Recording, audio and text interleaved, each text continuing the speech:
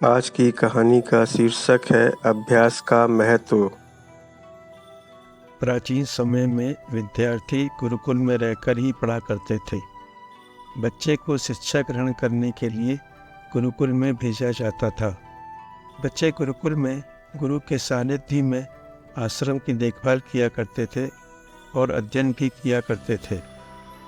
वरदराजन को भी सभी की तरह गुरुकुल भेज दिया गया। वहाँ आश्रम में अपने साथियों के साथ घुलने मिलने लगा, लेकिन वह पढ़ने में बहुत ही कमज़ोर था। गुरुजी की कोई भी बात उसके बहुत कम समझ में आती थी। इस कारण सभी के बीच वह उपहास का कारण बनता। उसके सारे साथी अगली कक्षा में चले गए, लेकिन वो आगे नहीं बढ़ पाया। गुरुजी ने भी आखिर हार मानकर उसे बोला, बेटा वरदराजन, मैंने सारे प्रयास करके देख लिए हैं।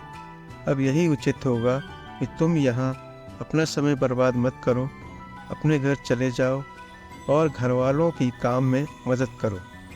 वरदराजन ने भी सोचा कि शायद विद्या मेरी किस्मत में नहीं है और भारी मन से गुरुकुल से घर के लिए निकल गया।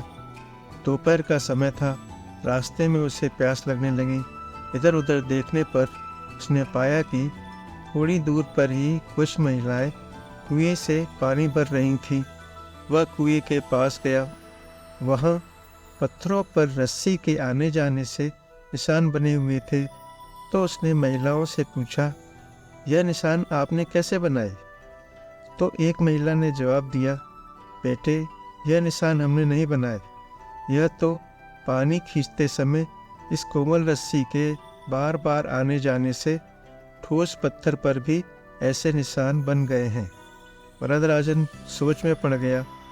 उसने विचार किया कि जब एक कोमल सी रस्सी के बार बार आने जाने से एक ठोस पत्थर पर गहरे निशान बन सकते हैं, तो निरंतर अभ्यास से मैं विद्या ग्रहण क्यों नहीं कर सकता। वरदराजन ढेर सारे उत्साह के साथ वापस गुरुकुल आया और अथक कड़ी मेहनत की। गुरुजी ने भी खुश होकर भरपूर सहयोग दिया। कुछ ही सालों बाद यही मंदबुद्धि बालक वरदराज आगे चलकर संस्कृत व्याकरण का महान विद्वान बना। दोस्तों, अभ्यास की शक्ति का तो कहना ही क्या है, यह आपके हर सपने को पूरा करेगी। अभ्यास बहुत ज़रूरी है, चाहे तो खेल में हो या पढ़ाई में या किसी और चीज़ में। बिना अभ्यास के आप सफल नहीं हो सकते। अगर आप बिना अभ्यास के केवल किस्मत के भरोसे बैठे रहोगे, तो आखिर में आपको पछतावे के सिवा और कुछ हाथ नहीं लगेगा। इसलिए अभ्यास के साथ धैर्य, परिश्रम और लगन रखकर आप अपनी मंजिल को पाने के लिए जुट जाए।